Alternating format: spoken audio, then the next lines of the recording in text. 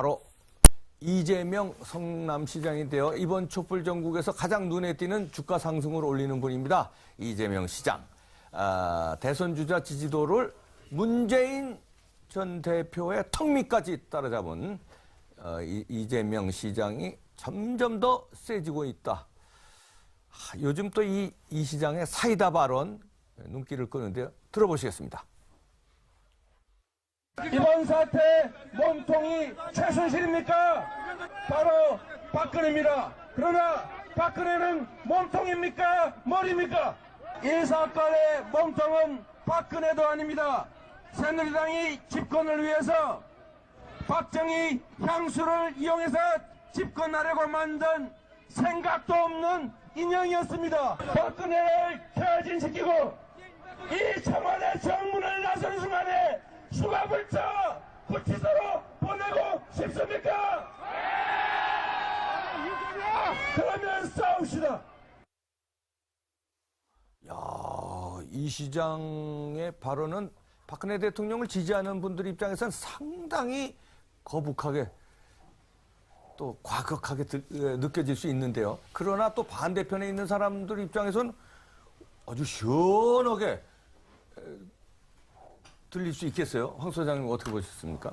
센데요, 근데 발언이? 저분은 뭐 기득권의 야당의 유력 대선 주자들은 이럴 게 많기 때문에 중도라든지 일부 보수 성향 표도 얻어야 되고 또 야권 내에도 다양한 지지자들의 표들을 다양하게 이렇게 정리를 해야 되니까 말을 조심할 수밖에 없는데요. 저분은 선택과 집중을 해서 맞춤식으로 이 야권 내에 이 왼쪽에 제일 강경한 진보 좌파 지지자들, 또 노동자 지지자들, 또 그 서민 빈곤층 지지자들을 상대로 해서 맞춤식으로 이렇게 쪽집게처럼 발언을 하고 있죠. 그리고 본인이 뭐 이럴 게 별로 없지 않습니까? 그래서 이 강자들을 대상으로 성역을 대상으로 이렇게 저렇게 내뿜으니까 그분들은 안철수, 뭐 문재인, 또 박원순 이런 사람들이 말을 갖다가 신중하고 조심한 데 비해서 집회 현장이나 이런 데서 들어보면 얼마나 속이 시원하겠습니까? 그러니까 그런 그 지지자들 표가 일단 결집되는 것이 그래도 좀 효과가 나타나는데 표현이 있어요. 예, 근데 문제는 뭔가 하면요. 자신에 대한 비판도 저분은 수용할 줄 알아야 돼요. 저분이 법적 대응을 잘하기로 매우 유명하고요. 또 방송가에서도 저분에 대해서 언급할 때는 항상 말을 좀 조심해야 되는 듯한 분위기가 있지 않습니까? 그러니까 자신도 자기 위의 사람에 대해서 마음대로 이야기할 수 있다면 자기도 대통령 후보로서 공인으로서 자신에 대한 사회적 비판을 적절하게는 감내해야 된다. 거의 사실을 이야기하면 모를까 말입니다. 누가 거의 사실을 이야기를 많이 하겠습니까? 저는 현 시국에서 정치인들 중에서 가장 남의 눈치 보지 않고 자기 소신을 뚜렷이 일관성 있게 발언하는 분이다. 이렇게 평가를 하고 싶어요. 그러니까 무슨 얘기냐면 발언 자체에 동의할 수 없는 원장 보수신데 또 동의할 수 없는 부분이 많아요. 그 박정희 전 대통령의 유해 배틀을 보내야 된다. 이런 발언은 어느 누구도 동의하지는 않지만 적어도 대통령의 진퇴 문제라든지 그다음에 탄핵 문제라든지 이런 문제에 있어가지고 눈치를 보고 표 계산을 하지는 않는다는 거예요. 물론 아주 지금 황 소장님 말씀하신 대로 자기의 아주 극렬 지지 세력만 모은다는 개념을 떠나서 이분은 지금 정확하게 자기가 해야 될 얘기를 정확하게 표현하고 있고 눈치를 살피지 않는다는 점에서는 국민들이 유심히 볼 것 같으면 저 사람이 지금 한 달 이상 이 탄핵 정국에서 이렇게 흔히 말하는 표 계산을 얕게 하지 않는다. 이거는 진정성이 느껴지는 부분이 일정 부분 있다는 거죠. 그래서 우리가 15%의 그 대선 후보 지지율, 물론 자기가 대선 후보에 나올 수도 있겠죠. 안 나올 수도 있고, 그건 아직 정해지지 않았지만 하고 싶은 얘기, 표현하고 싶은 얘기를 적확하게 꾸준히 하고 있다는 거죠. 적확하게 표현하고 있다 이렇게 보시는군요. 핵심에 자기가 하고 싶은 얘기. 그러니까 어느 날은 탄핵하자 그러다가 오늘은 하야를 기다려보자든지 이런 식의 왔다 갔다는 안 하고 있다는 거죠. 아니 근데 최 소장님 무덤 여러분의 손으로 무덤을 팝시다. 박정희 유해 옆으로 보내줍시다. 박근혜 전 대통령 이렇게 아무리 지금 탄핵 위기에 놓여 있어도 전 대통령이라고 이렇게 하고 과격하긴 하네요. 자신 말로 뭐냐면 대중의 언어로 대중의 욕구를 지금 자기가 표명하고 있다 그러는데 가장 최근에 눈에 띄는 그 발언은 뭐냐면 진짜 보수라면 나와 다르지 않다 그랬어요. 자기가 보수라는 거예요. 그러면서 우파 좌파의 정책을 다 갖다 쓰는 자기는 실용주의자. 실용주의. 그래서 지금 보면은 아까 말씀하신 대로 쭉 네. 어떤 좌측에 있는 분들의 어떤 집토끼를 지금 소위 말하면 관리를 잘 했다는 그런 생각에서 지금 네. 외연 확대를 하시는 그런 부분들로 지금 보여지거든요. 네. 그래서 중도도 갖고 가고 자기가 실용주의자다 이러면서 하는데 진정한 보수라면 원칙과 고도의 도덕성을 필요로 하는 게 진짜 보수거든요. 네. 그랬을 때 이재명 지금 시장에 소위 말하는 과거 행적들이 과연 거기에 적합하냐는 우리가 검증을 통해서 다시 한번 봐야 될 것 같고요. 본인의 지금 주장에 따르면 자기하고 트럼프 샌더스가 공통점을 갖고 있다. 근데 공통점 갖고 있다고 보세요? 우리 변방 최 출신이라는 건 맞죠. 기득권 출신이 아니고. 그 다음에 말씀하신 대로 이 정치적으로 지금 이 대중의 그런 언어를 써서 표명하는 거는 맞습니다만은 과연 이분들이 주장하는 정치와 민중 간의 그다음에 사람들 간의 주종 관계가 과연 패러다임이 우리나라도 밖에 있느냐 이 부분에 대해서는 네. 좀 아직까지 의문점이 근데 있을 수 있다. 이제 이재명 시장님의 얘기 내용 중에 문제가 되는 게 옛날 그리스 정치 시대, 그리스 직접 민주주의 시대 때 그런 말할 도덕성이 없는 사람이 연단에 서서 옳은 얘기를 하면 강제로 끌어내리고 그에 합당한 도덕성을 가진 사람에게 발언하게 하는 그런 제도도 있었어요. 그런 의미를 볼 것 같으면 지금 말씀하신 대로 이재명 시장이 지금 나와서 하고 있는 모든 얘기에 대해서 도덕적으로 그런 말할 자격이 있냐 없냐 이거는 또 다른 얘기죠. 이재명 시장의 가장 큰 강점은 뭐냐면 현 시국에서 좌고우면하지 않는다는 겁니다. 그렇죠. 좌고우면하지 않는다. 다시 말하면은 기성 정치권의 논리로 처신하지 않는다는 겁니다. 전략입니까? 아니면 이분 원래 캐릭터가 그러십니까? 매력입니다. 자, 그러면은 이분은 어디 있느냐 그러면은 자, 광장에서 광화문 광장에서 분노한 민심을 그대로 폭발시키는 거예요. 이런 사람이 지금 정치 누가 있습니까? 광장에서 100만, 170만, 230만 그 광장의 목소리 그거로 칩시다. 그 광장에 있는 목소리를 정치인이 자신의 목소리로 대변할 수 있는 사람이 누가 있습니까? 거의 최고가 앞서는 인물입니다. 아, 그래요? 그 정도로 자, 평가하시는구만요. 박근혜를 퇴진시키고 이 청와대 정문을 나서는 순간에 수갑을 채워 구치소로 보내고 싶습니까? 네. 그러면 싸웁시다. 옳고 그러면 문제가 아니라 광장의 민심은 이렇다는 겁니다. 최소한 광장의 민심은. 선동의 달인이다 이렇게도 또 볼 수 아니요. 있나요? 선동- 광장 정치의 달인. 광장 정치에서 달인. 0.5보 또는 1보 앞서가서 그들의 분노를 정치적인 언어로 던지는 겁니다. 이것이 이재명 시장이 지금까지 대선 주자에서 1위로 또는 2위로 올라가고 있는 이유고 네. 또 하나 우리가 참고할 대목은 이 흐름이요. 대한민국만 이런 게 아닙니다. 전 세계적으로 대체적으로 한 20, 30개 나라가 비슷한 현상이에요. 요즘 흐름이 그래요? 그렇습니다. 필리핀도 그렇고 트럼프도 그렇고. 트럼프도 브렉시트도 그렇고 아하. 남유럽, 중국 유럽 가면 더합니다. 여기 예. 얼마 전에 로마 시장이 30대 여성이에요. 인류 역사상 처음입니다. 네. 로마 시장에 카톨릭의 국가가 그 도시 국가가 시장이 여자예요. 30대. 분노입니다. 이 분노의 목소리를 지금 대한민국에서 똑같은데 가장 현장에서 생생하게 전달하는 사람이 이재명. 그래서 지금 사이다 무슨 쫙쫙 올라가고 있는 거죠. 민 원장도 사이다 발언으로 평가하시나요? 그래서 이제 잘할 줄 알고 맡겼던 게 노무현 대통령인데 나중에 삼성 경제 보고서 가지고 정치해버렸잖아요. 네, 그러니까 이제 사실 그렇습니다. 이미지 정치의 폐해고 정치 역량보다는 또 그 시대의 분위기 물론 중요하죠. 가장 우리가 이미지로서 뽑아놔가지고 지금 본 게 지금 박근혜 대통령 아닙니까? 그렇죠. 아버지 박정희 대통령, 이미지 어머니 제일 이경수 좋았죠, 여사 뭐. 완전 이미지로 대통령 돼가지고 보니까 이렇게 된 거 아니겠습니까? 물론 이재명 시장은 보다 역량이 있으신 분로 제가 알고 있습니다. 라이프 스토리도 있고요. 그렇지만 이제 제가 보기에는 현정적으로는 가장 손님 실수로 이득 보고 있다. 이게 손님 실수로. 야권의 다른 후보들, 그러니까 무슨 다른 후보들, 박원순 시장이나 이런 분들보다는 특히나 문재인 전 대표하고 비교했을 적에는 이분은요, 이재명 시장은 메시지가 분명합니다. 그 강도가 어쨌든지 간에 메시지가 분명해. 심플하고. 근데 문재인 대표는 얼마나 불분명합니까? 호남의 이 민심이 하면은 퇴진한다 해놓고 안 하고 불분명해요. 네, 그렇죠. 불분명하죠. 그 다음에 일관성이 있어, 이분은. 이재명 시장 일단 일관성이 있습니다. 최근에 그 국면에서. 네. 아니, 문재인 전 대표 얼마나 일관성이 없지 않습니까? 네. 아니, 각각의 거국내가 하라겠다, 명예퇴진 한다겠다, 보장해준다겠다가, 다시 탄핵하라겠다가, 지금 뭐 밀란인지 탄핵인지 제도권 안에서 탄핵을 하자는 건지 국회에서 하는 건 일관성이 없어요. 이재명 시장은요, 하야하라, 구속하라, 심플하죠? 탄핵하라.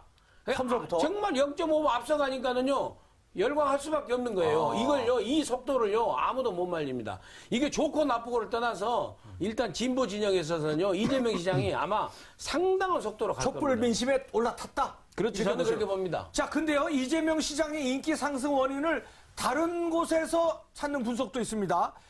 이 시장의 반재벌, 친노동자 성향에 있다. 이런 평가가 바로 그런 건데요.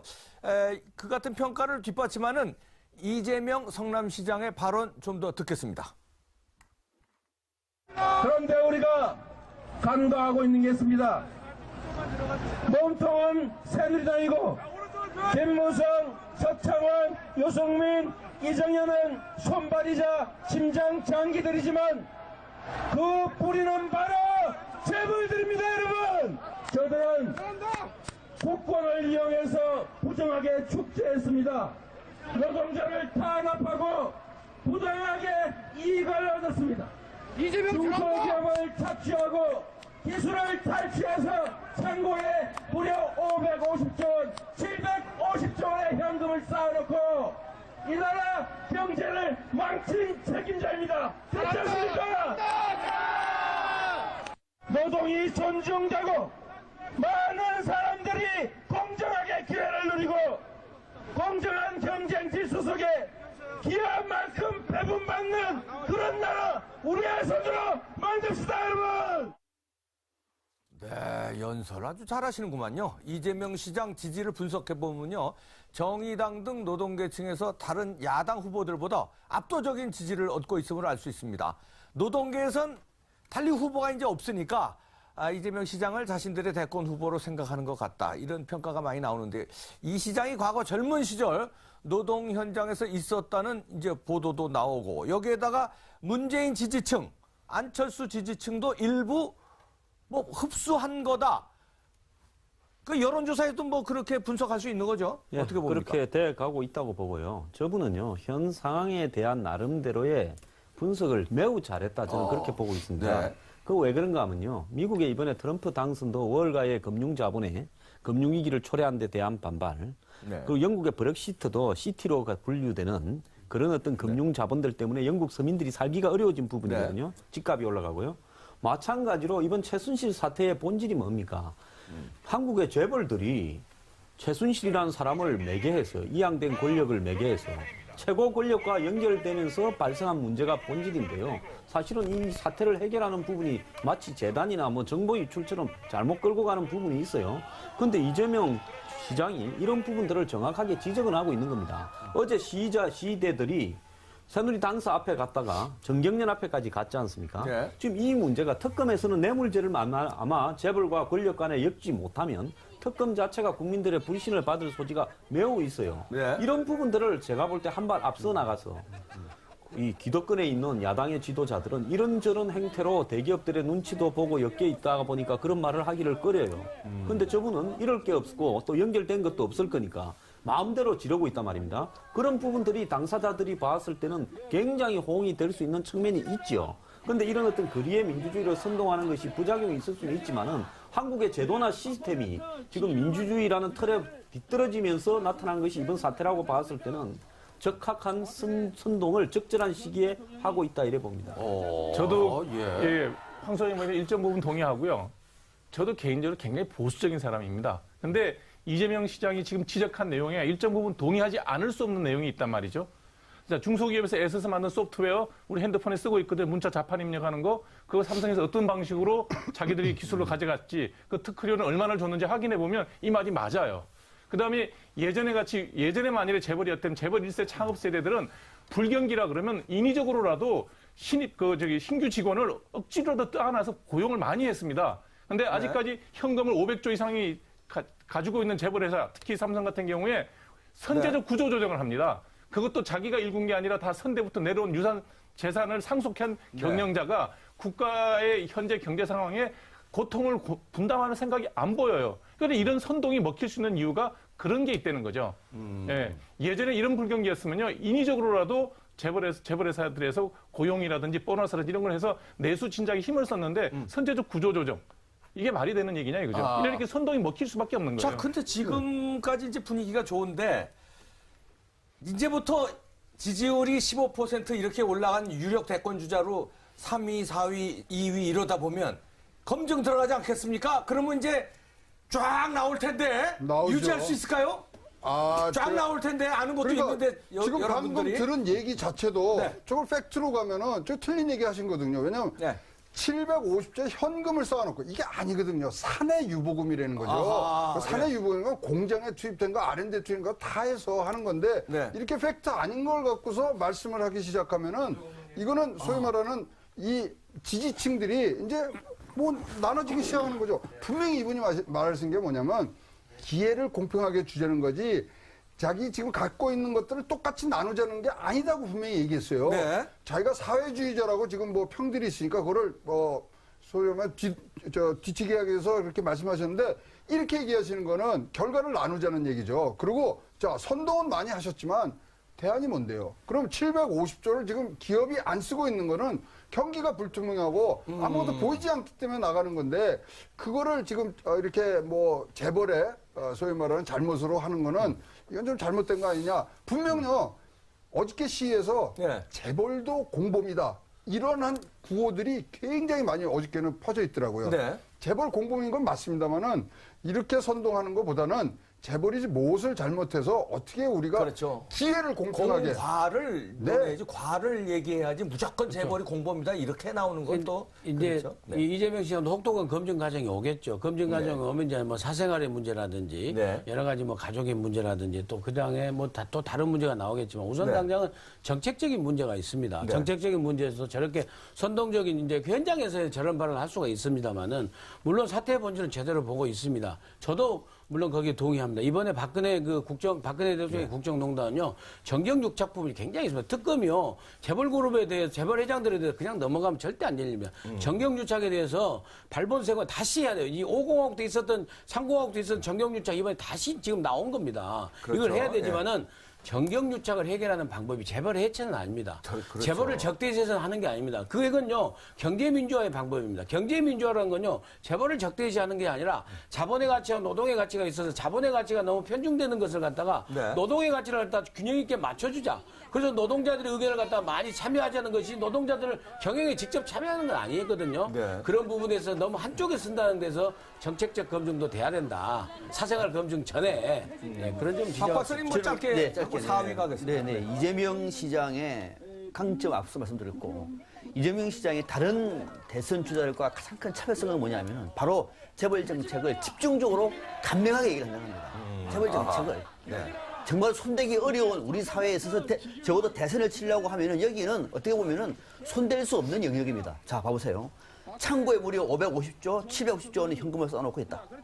산에 유보금이 있다는 얘기입니다. 이 경제가 지금 길거리에는 경제가 나라로 빠지고 있습니다. 재벌들 지금 뭐 하고 있습니까? 자, 이런 상황에서 미래재단, K재단에 돈 될 돈 있습니까? 왜 삼성은 개인적으로 정유주한테 그 많은 돈을 댑니까? 대한민국 인류 기업이. 네. 자, 이 문제가 이 사람들이 피해자입니까? 저는 가해자입니다. 공범이거든요. 그래서 오히려 이재명 시장 이 얘기가 사이다 발언이다 이렇게 평가를 하고 있는 거예요.